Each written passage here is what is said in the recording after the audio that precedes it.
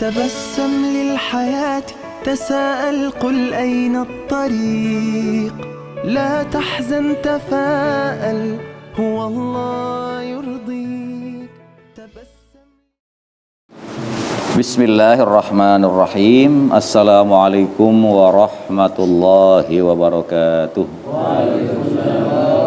Bismillah walhamdulillah wassalatu wassalamu ala rasulillah Muhammad ibn Abdullah wa ala alihi wa sahbihi wa mawala amma ba'd.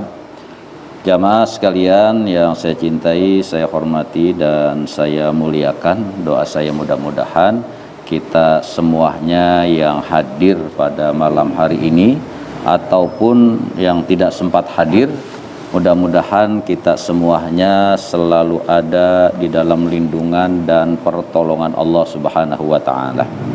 Puja, puji dan syukur kita panjatkan kehadirat Allah Subhanahu wa taala atas berbagai macam nikmat yang diberikan kepada kita, sehingga alhamdulillah pada malam hari ini di malam Ahad kembali kita sama-sama dapat hadir, duduk dan bersilaturahmi di majelis taklim kita ini, dan mudah-mudahan hadirnya kita, duduknya kita, ngaji dan silaturahminya kita kesemuanya akan mendapat ganjaran dan balasan pahala dari Allah Subhanahu wa taala.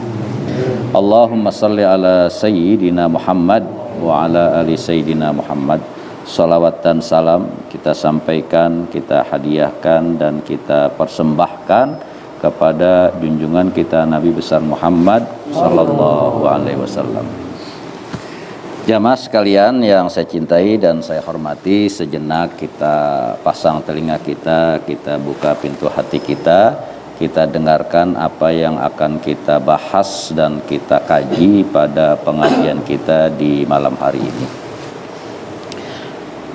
Di dalam Al-Quran Allah Subhanahu wa ta'ala berkata, Allah Subhanahu wa ta'ala berfirman, idh qala rabbuka lil malaikati inni ja'ilun fil ardi khalifah. Kata Allah Subhanahu wa ta'ala kepada malaikat. Jadi malaikat dipanggillah oleh Allah Subhanahu wa ta'ala. Kemudian kata Allah, inni ja'ilun fil ardi khalifah. Hei malaikat, aku mau jadikan makhluk baru yang nanti menjadi khalifah di muka bumi. Nah, makhluk baru ini bukan seperti kalian, bukan dari bangsa malaikat dan juga bukan dari bangsa jin. Yang akan aku jadikan ini dari makhluk baru, ciptaanku langsung. Nah, saat Allah Subhanahu wa ta'ala berkata kepada malaikat bahwa Allah akan menjadikan khalifah di muka bumi, malaikat komplain. Malaikat kayaknya enggak setuju ini. Maka kata malaikat, ataj'alu fiha may yufsidu fiha. Ya Allah, apakah engkau akan menjadikan khalifah di muka bumi dari makhluk lain yang nantinya bakal merusak bumi, yang akan berbuat kefasidan di muka bumi ini? Tapi Allah lebih tahu. Ini a'lamu ma la ta'lamun. Kata Allah, aku lebih tahu daripada kamu. Nah, akhirnya diciptakanlah makhluk baru yang bukan dari jenis malaikat dan bukan dari jenis jin. Ini makhluk model baru. Ciptakan langsung dengan tangannya Allah Subhanahu wa ta'ala. Nah, setelah Allah Subhanahu wa ta'ala sampurna menciptakan makhluk ini fi ahsani taqwim, dalam bentuk yang paling sempurna. Kemudian oleh Allah Subhanahu wa ta'ala bukan hanya diciptakan. Al-Quran menjelaskan wa 'allama adamal asma'a kullaha. Artinya Allah langsung dikasih ilmu, bukan sekedar ciptain doang, kasih ilmu. Allah ajarkan berbagai macam ilmu, Allah ajarkan berbagai macam nama dengan segala hikmahnya. Selesailah sudah penciptaan makhluk baru yang bernama Adam alaihissalam. Nah kemudian setelah Allah Subhanahu wa ta'ala selesai menciptakan makhluk baru yang namanya Adam, kemudian Allah ajarkan ilmu, panggil lagi malaikat semuanya. Dipanggil lagi. Kata Allah, ini aku sudah menciptakan makhluk baru yang bukan model kalian semuanya. Dan ini sudah aku ajarkan berbagai macam ilmu. Dites di depan malaikat. Malaikat ditanya, ini kamu namanya apa? Enggak tahu ya Allah. Yang ini kamu apa? Enggak tahu. Coba tanya dengan makhlukku yang baru ini. Tahu semuanya. Ini ditanya namanya ini, kegunaannya ini namanya ini, manfaatnya, semuanya dijawab oleh Adam. Akhirnya apa kata Allah? Usjudu li Adama. Kata Allah kepada malaikat, semuanya sekarang kamu tundukkan kepala kamu sebagai penghormatan dengan makhlukku yang baru ini. Pasajadu, semuanya nunduk tuh malaikat seadanya. Menghormati ciptaan Allah yang baru. Illa iblisa. Tuh. Seluruh malaikat menundukkan kepala menghormati ciptaan Allah yang baru, kecuali ada satu makhluk enggak mau. Illa iblisa aba wastakbaro. Kecuali iblis aba wastakbaro, dia enggak mau sujud dan dia sombong. Nah, dulu iblis ini adalah ahlul ibadah. Dulu iblis ini namanya bukan iblis, Azazil namanya. Tingkatan ibadahnya itu sama dengan ibadahnya malaikat. Maka iblis ini hidupnya di alamul malakut. Hidupnya di alam malaikat lantaran ibadahnya sekelas dengan malaikat. Tapi ketika Allah Subhanahu wa ta'ala memerintahkan untuk sujud, semua malaikat sujud. Nah, ini satu makhluk yang namanya Azazil enggak mau tunduk. Aba wastakbaro. Enggak mau sujud dan sombong. Makanya kalau manusia sombong dengan kepintarannya, iblis jauh lebih pintar. Makanya adab lebih mulia daripada ilmu. Kalau bicara soal ilmu, siapa yang bisa ngalahin ilmunya iblis? Kan begitu. Tapi dengan apa? Dengan kesombongannya itulah dia menjadi hina. Karena tidak ada adabnya dengan Allah, disuruh tunduk, disuruh sujud, dia enggak mau. Nah. Kemudian Adam disuruh tinggal di surga. Nah, sementara Azazil yang dulunya ahlu ibadah, yang dari bangsa jin ini, dan ibadahnya setingkat dengan malaikat, lantaran tidak mau sujud dengan Adam, maka dikeluarkan. Semenjak itulah Azazil berubah nama menjadi iblis laknatullah.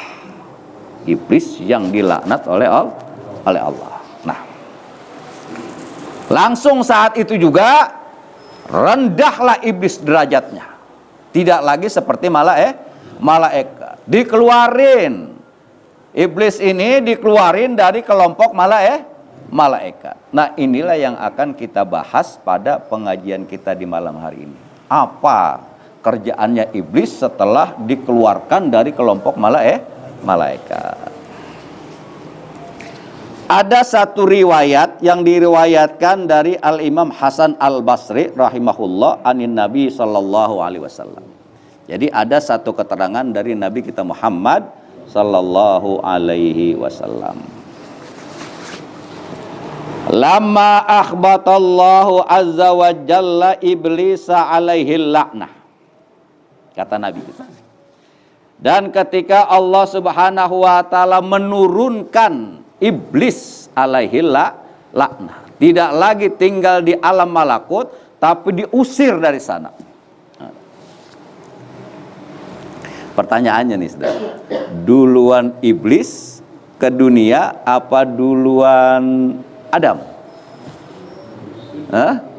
Duluan iblis.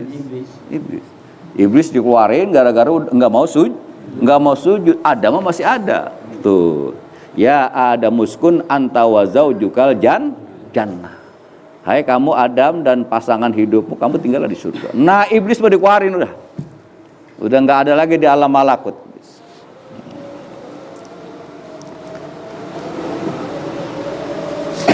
Dan ketika Allah Subhanahu wa taala menurunkan iblis laknatullah, qala, maka iblis pun berkata. Iblis pun berjanji. Bi izzatika inni la ufariqa ibna adama hatta tufariqa ruhuhu jasad. Kata iblis nih. Janji di hadapan Allah. Biizzatika, ya Rabb, dengan keagungan dan kemuliaan-Mu ya Allah, kata iblis, inilah ufariku ibnu adama, aku tidak akan memisahkan diri dari manusia. Ini kalau nanti manusia udah turun kemana? Ke bumi. Nah, kata iblis laknatullah, aku tidak akan berpisah dan tidak akan memisahkan diri dengan anak Adam hatta tufariqa ruhuhu jasadahu.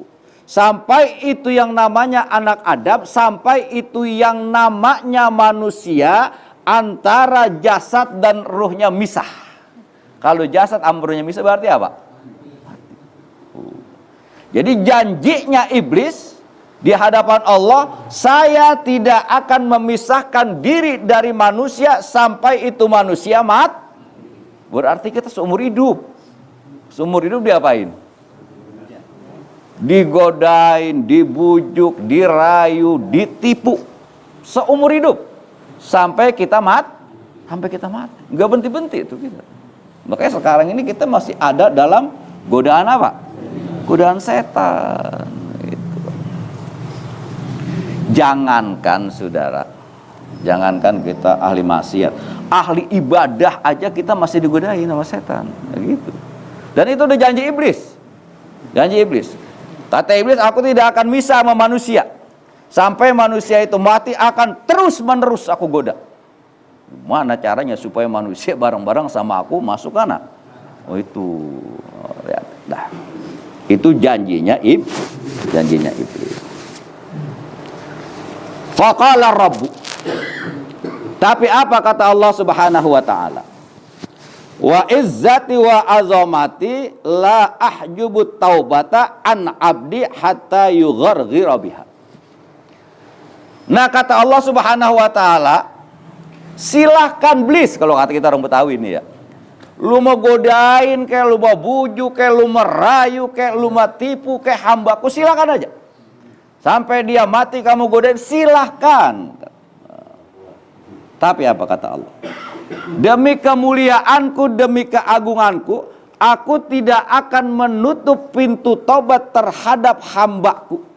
Malam yugorgir, selagi hambaku itu napasnya belum nyampe ke tenggorokan. Kira-kira bisa dipaham gak ini ya?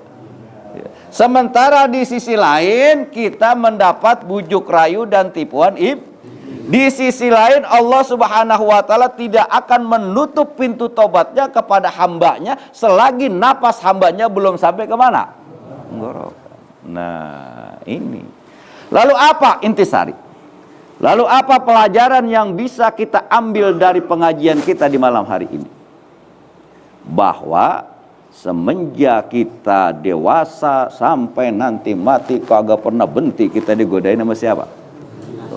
Di sisi lain silakan iblis dengan anak buah dan bala tentaranya menggoda kita, tapi Allah Subhanahu wa taala tidak pernah menghalangi, tidak pernah menutup pintu taubat kepada hambanya selagi napasnya masih ada. Artinya bagaimana? Jangan pernah berhenti istighfar. Sadar diri kita bahwa kita ini ada di dalam bujuk rayu setan. Nah, yang bisa menghancurkan itu adalah istighfar kita. Segala macam bujuk, rayu, godaan, tipu daya iblis itu bisa hancur dengan banyaknya kita istighfar. Selagi napas kita masih ada, selagi napas kita belum sampai di mana? Asal nyampe ke tenggorokan selesai sudah. Makanya hati-hati. Hati-hati sekarang musim banyak penyakit dadakan. Antai-nyantai kita, lalai-lalai kita, tahu-tahu wes. Hati-hati ini, hati-hati. Nah, itulah. Nah, yang bisa kita ambil setiap saat, setiap detik, setiap menit, perbanyaklah istighfar kepada Allah. Kenapa? Karena Allah senang ketika hambanya ada yang istighfar, ketika hambanya ada yang bertobat. Kenapa? Allah sadar Allah punya makhluk yang namanya iblis yang kerjaannya ngapain? Iya, kerjaan yang berhenti. Ya Allah, kagak berhenti-berhenti dari mulai kita melek mata terus saja itu. Sampai kita lagi ibadah kita digodain. Gue sembahyang udah 4 apa 3 itu. Ada nggak kira-kira yang kita ngalamin? Iya, lagi sembahyang kita apa dibikin lupa. Ini udah bayang zuhur ini 3 apa 4 ini, 3 4 macam-macam tuh. Macam-macam apa aja kita digodain. Nah, sadar akan hal itu, maka Allah Subhanahu wa taala tenang. Tenang hambaku, kalian silakan digoda sama iblis sebegitu bagaimanapun dahsyatnya godaan, tapi tenang. Aku nggak akan pernah tutup pintu taubat selagi kamu mau istighfar. Maka perbanyaklah apa? Perbanyaklah istighfar dalam kehidupan sehari-hari ini. Sadar, saudaraku, bahwa diri kita ini dari akibat bujuk rayu dan godaan setan, kesemuanya itu adalah menyebabkan dan menimbulkannya perbuatan dosa. Gitu. Nah, dosa ini bisa akan terhapus dengan apa? Dengan taubat dan istighfar. Maka perbanyaklah apa? Istighfar. Nah, mudah-mudahan apa yang saya sampaikan ada manfaatnya. Wassalamualaikum warahmatullahi wabarakatuh.